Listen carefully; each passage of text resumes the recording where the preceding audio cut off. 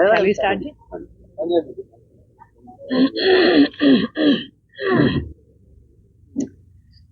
बदलाव यात्रा के चौथे दिन की शुरुआत पर आज जगाधरी में प्रेस कॉन्फ्रेंस में आने के लिए सभी मीडिया के साथियों का बहुत बहुत धन्यवाद। आज मेरे साथ यहाँ पर उपस्थित हैं हमारे लोकसभा अध्यक्ष श्री आदर्श पाल जी और हमारे साथ उपस्थित हैं हमारे जिला अध्यक्ष गगनदीप जी, हमारे लोकसभा उपाध्यक्ष लक्ष्मण विनायक जी और अंबाला के जिला अध्यक्ष राजा दानीपुर जी आज हमारे साथ उपस्थित हैं सभी साथियों के साथ। जैसा कि आप सब जानते हैं 15 तारीख से हरियाणा के अंदर आम आदमी पार्टी की चौतरफा यात्रा शुरू हुई जिसका नाम है बदलाव यात्रा। बदलाव यात्रा 4 दिशाओं से शुरू होकर हरियाणा में 24 तारीख को खत्म होगी। हमारी एक यात्रा पे हमारे प्रदेश अध्यक्ष डॉक्टर सुशील गुप्ता जी उसकी अगुवाई कर रहे हैं। एक यात्रा की अगुवाई हमारे राष्ट्रीय सह सचिव चौधरी निर्मल सिंह जी अगुवाई कर रहे हैं जो कि उत्तरी हरियाणा में चल रही है। एक यात्रा की अगुवाई हमारे प्रदेश के कैंपेन कमेटी के इंचार्ज डॉक्टर अशोक तंवर जी कर रहे हैं और एक यात्रा की अगुवाई हमारे वरिष्ठ उपाध्यक्ष श्री अनुराग ढांडा जी कर रहे हैं। तो बदलाव यात्रा क्या है? बदलाव यात्रा एक मुहिम है। अरविंद केजरीवाल जी का विजन, उनका मिशन लोगों तक लेकर जाना और हर विधानसभा में गलियों में लोगों के साथ इंटरेक्ट कर सड़कों पर लोगों के साथ उतरकर ये सवाल उनके दिमाग में डालनी कि क्या हम इस आज के मौजूदा हरियाणा से संतुष्ट हैं या हमें बदलाव चाहिए। आज हरियाणा बहुत ही बुरे हालातों में है। अगर हम ब्रॉडली देखें तो आज हम बेरोजगारी में टॉप प्रदेशों में से एक हैं। आज अगर हम देखें तो हमारे यहाँ पर 33% युवा हरियाणा के अंदर जो है वो या पढ़ाई नहीं कर रहा या काम नहीं कर रहा। अगर आज आप देखें तो अंडर एज शूटर पूरे देश में सबसे ज्यादा कहाँ मिल रहे हैं तो वो हरियाणा में मिल रहे हैं। अगर आज आप पलायन की स्थिति देखें कि गांव-गांव से शहर से किस तरह से बच्चे अपनी जद्दी जमीनें अपने माँ बाप के हर रिसोर्स को लोन्स ले लेकर अगर कहाँ जा रहे हैं तो सारे के सारे बाहर जा रहे हैं। एक बड़ा ही बदनाम और बड़ा ही एक दुखद रास्ता है जिसको देसी भाषा में कहते हैं डोंकर के रास्ते से आज हमारे बच्चे अपनी जिंदगी को जोखिम में डालते हुए आज बाहर एक जीवन जो है ढूंढने पे मजबूर हुए हैं और इसके जिम्मेवार सरकार है। हाल ही में हाई कोर्ट ने हरियाणा सरकार को फटकार लगाई कि आप ये आंकड़ों की गेम खेलनी बंद करिए। आप प्लानिंग मोड में ही हैं, आप एक्टिव मोड में कब आएंगे और आप ये बताइए कि आप हरियाणा में रोजगार के लिए क्या कर रहे हैं। आज सरकारी आंकड़े हैं कि हरियाणा के अंदर 2 लाख के करीब नौकरियां सरकार रखे बैठी है लेकिन दे नहीं रही। तारीख पे तारीख, एग्जाम पे एग्जाम, लीक पे लीक, लेकिन आज ना जाने कितने युवा हैं 2014 से लेके आज तक पिछले 10 सालों में कितने युवाओं के जो है एग्जाम के मौके चले गए, पढ़ाइयां उनकी बर्बाद हो गई, एग्जाम देके रिजल्ट का इंतजार चल रहा है और आज क्वालिफिकेशन की उम्र ही निकल चुकी है। अगर हम आंकड़ों के बारे में आपको थोड़ा सा अगर हम इसके अंदर आपको अंदाजा दें तो हरियाणा के अंदर तकरीबन जो हमने आपसे कहा कि 2 लाख के करीब नौकरियां जो आज रिक्त पद पड़े हुए हैं, 71,000 से ज्यादा पोस्ट हरियाणा के अंदर सिर्फ एजुकेशन डिपार्टमेंट के अंदर बची हुई हैं।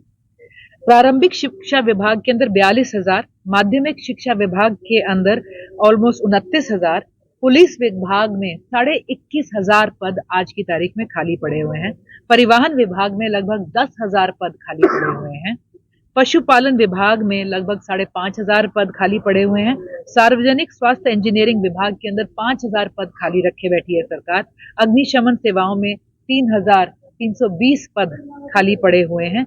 चिकित्सा शिक्षा एवं अनुसंधान के अंदर 3,000 के करीब पद खाली पड़े हुए हैं और ये सारे पदों के ऊपर बैठी हुई हरियाणा सरकार आज हमारे युवाओं को दे क्या रही है। एक चौंकाने वाली बात आई, एक एड निकली है, ये भी आप दिखा दीजिएगा। एक जॉब वैकेंसी की सरकारी एडवर्टाइजमेंट निकली है और ये क्या है कि हरियाणा सरकार हरियाणा से 10,000 स्किल्ड बच्चों को इजराइल भेजने का ऑफर दे रही है। उसके लिए सरकार ने एडवर्टाइजमेंट निकाली।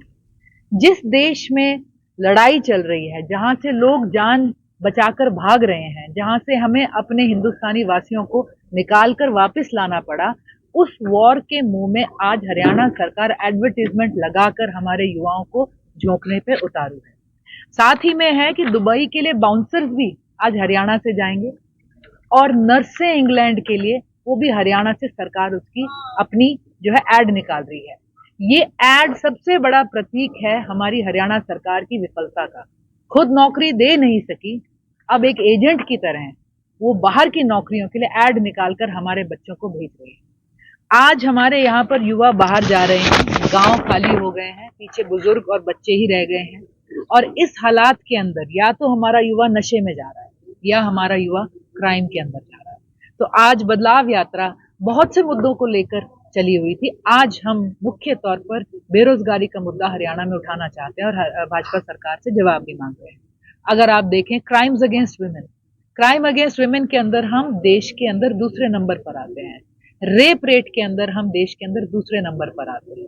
मर्डर रेट हरियाणा में उत्तर प्रदेश से ज्यादा है, देश में दूसरे नंबर पर है।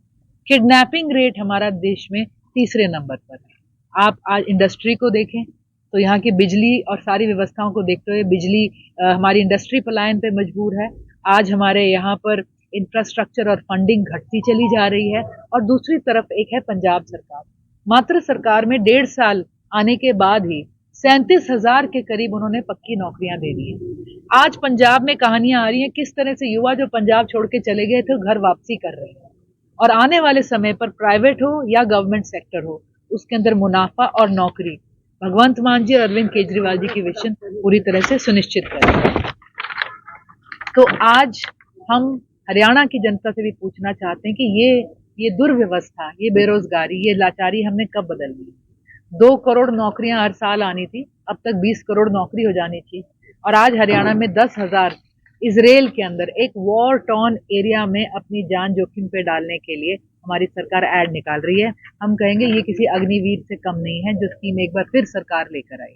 मैडम, इस सब के बीच भी बीजेपी चुनाव जीत रही है, क्या वजह है?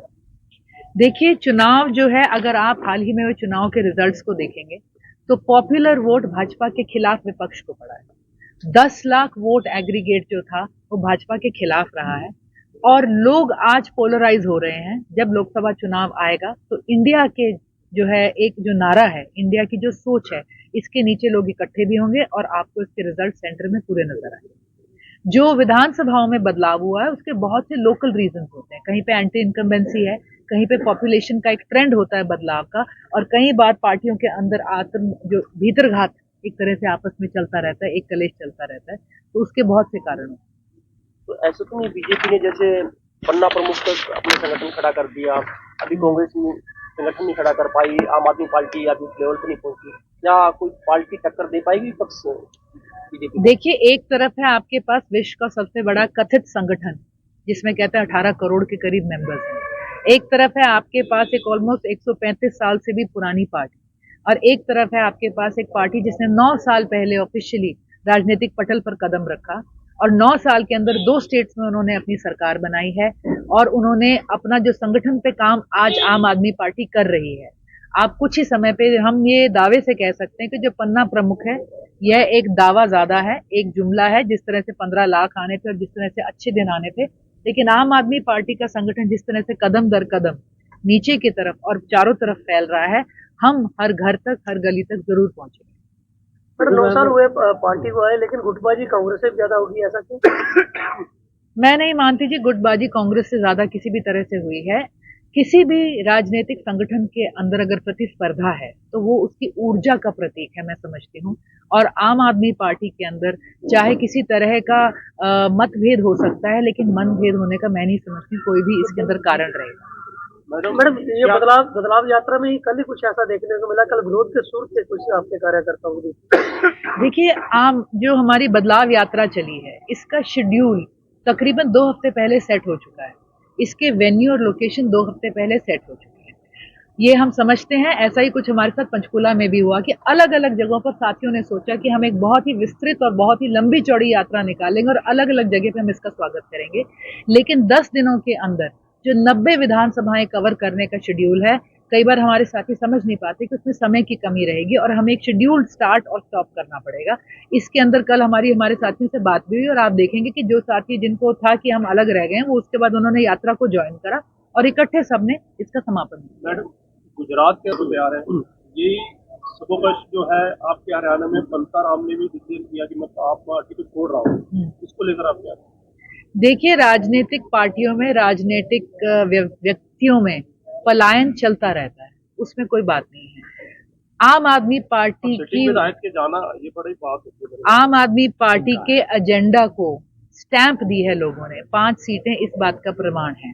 13% वोट शेयर मिलना इस बात का प्रतीक है कि वहां पर लोगों ने अरविंद केजरीवाल जी को, उनकी मुहिम और उनकी गारंटियों को पसंद किया और उस पर भरोसा करा।